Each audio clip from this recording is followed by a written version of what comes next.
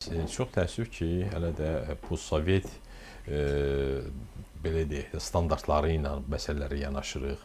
Yəni keçmiş Sovetlərdə, indiki postsovet məkanda belə bir təəssürat var ki, siyasətçinin dediyi olmasa dünya dağıldı. Qərbdə belə deyil.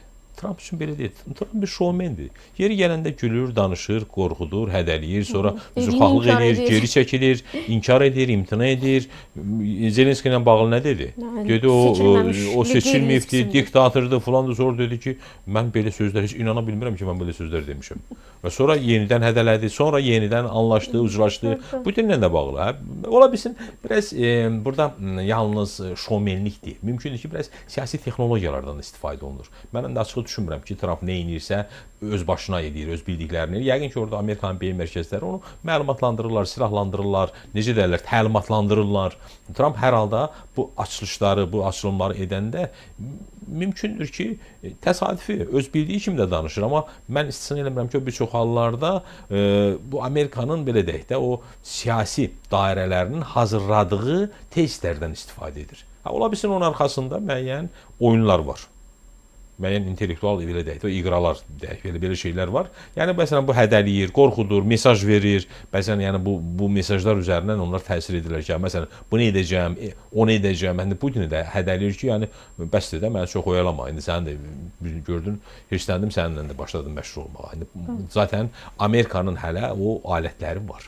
Amerika bu gün Avropanı da yeri gələndə görürsünüz, hətta Çini belə hədələyə bilir. Və doğrudan da arsenalında bir çox şeylər var. Rusiyanın da. Məsələn, Rusiyanın bu günləri gəlirlərinin demək olar ki, əhəmiyyətli bir hissəsi, bəlkə də elə hamısı demək olar ki, neftdən, qazdan gələn gəlirlərdir və onun da çox böyük bir hissəsi o oğurluq yolla qazanılan gəlirlərdir. Qanunsuz yollarla, o kölgə donanmasının yolu ilə, yəni qeyri-qanuni nefti yığırlar deyək ki, o tankerlərə aparırlar, satırlar. Ucuz dəyərinə, dəyməzinə və həmin pulla da müharibə aparırlar, həmin pulla silah-sursat alırlar, nə bilim, təbliğatı, təşviqatı eləyirlər, xaricdəki kəşfiyyatı yemləyirlər və s. Yəni bu rejim bu günləri oradan qaynaqlanır. Məsələn, Biden gedə-gedə məsələlərə toxundu. Hətta bir xatırlayırıq, müəyyən bir sanksiyalar da qəbul edildi. İndi Trump bilir, o Rusiyanın zəif yerini bilir, o qarın altını bilir. Ona xatırlatdı ki, mən o kölgə donanmasının fəaliyyətini dayandıra bilərəm, sərtləşdirə bilərəm. Çünki belədir ki, indi bu gün Amerika bir sanksiya tətbiq edəndə bütün dünya ona uymaq zorundadır. Çünki dünyanın o bütün bank sistemi Amerikadan idarə olunur. Yəni SWIFT oradan idarə olunur. Bütün dünyanın internet sistemi oradan idarə olunur. Yəni istəyəndə asanlıqla bankların da fəaliyyətini dayandıra bilir, digər qurumların da fəaliyyətini dondura bilir. Yəni bu Amerikanın sanksiyası sanki bir dünya hökumətinin dünya sanksiyası gücündə olan bir şeydir. Yəni Trump əslində kifayət qədər ciddi siyasi resurslara, alətlərə sahibdir. İndi ola bilsin, bəzən onu anlayır, bəzən anlamır falan, mümkündür. Çünki sistem siyasətçisi deyil də, uzun illər bu mühitdə bişməyibdir. O bəzən nə boyda gücün sahibi olduğunu bilmir, amma bəzən də bundan istifadə edir. Hətta görünür, eləyəndə bəzən xoşuna da gəlir. Bunu eləmək olar da, bir görsən, lovğalanır da, elənir də. Yəni deməyim odur ki, bugün Rusiyaya qarşı Trumpın ciddi təsir mexanizmləri var. Və o istəyir barış olsun, istəyir ateşkəs olsun. Amma məncə Rusiya bunu istəmir və Putin bunu istəmir. Nə etmək, necə anlaşmaq, necə uzlaşmaq artıq məlumat var. Kiril Dimitriyev Amerikaya gedir. Yeri gəlmişdən o da o sanksiyalara düşmüşdü. Onu da Amerikaya buraxmırdılar, amma onunla bağlı o sanksiyanı götürdülər. İndi o gedir orada ehtimal olunur ki, bu Utkovla görüşəcək.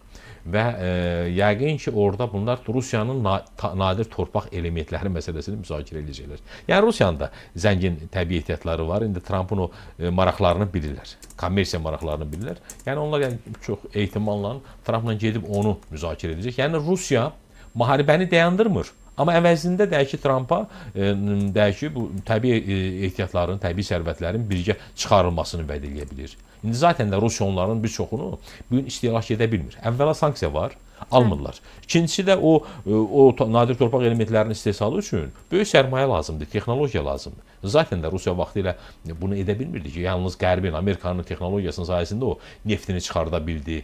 Yəni o SSR dağılandan sonra Rusiya da bərbad vəziyyətdə idi. Ümumiyyətlə Rusiyanın da o neft sənayesi, qaz sənayesi çox olduqca bir iflic bir vəziyyətdə idi. Məhz həmin dövrdə Qərb ölkələrinin, Qərb şirkətlərinin sərmayəsi ilə, texnologiyası ilə Rusiya ayağa qalxdı. Yenidən varlandı, silahlandı və başladı yenidən dünyanın başına başına bəla olmağa. Bax, indi onlara yenidən elə bir fürsət lazımdır. O istəyir ki, Amerikanın, Trumpın dəstəyi ilə, sərmayəsi ilə həmin yataqları, deyək ki, istismarını, deyək ki, nə bilim, onların çıxarılmasını falanını təmin eləsin, həm özü qazansın, həm də Trumpa bir şeylər qazandırsın. Yəni, deməyim odur ki, Putin bugün Trumpla sanki anlaşırmış kimi, uzlaşırmış kimi görsənir, amma müharibəni dayandırmır. Mən ehtimal edirəm ki, bu dayanmayacaq da, davam edəcək. Əksinə, hətta Putinin indi yeni planları, ümumiyyətlə Rusiyanın yeni planları ilə bağlı məlumatlar gəlir. Rusiya artıq növbəti müharibələrə hazırlaşır, həm Avropa ilə qarşı durmaya hazırlanır. İndi o, düzdür, səfərbərlik ilə bağlı danışılır son vaxtlar. O, yəni Rusiya olduqca böyük itkilər verib. Artıq Rusiyanın itkisi 900 mindən çoxdur, milyona yaxınlaşır. Aydın məsələdir ki, o məcburdur. İndi o nə qədər muzluları falanları cəlb eləsə də, o da yetərli deyil. Çünki Rusiya hər ay hardasa 35 min, 40 min canlı qüvvə itirir.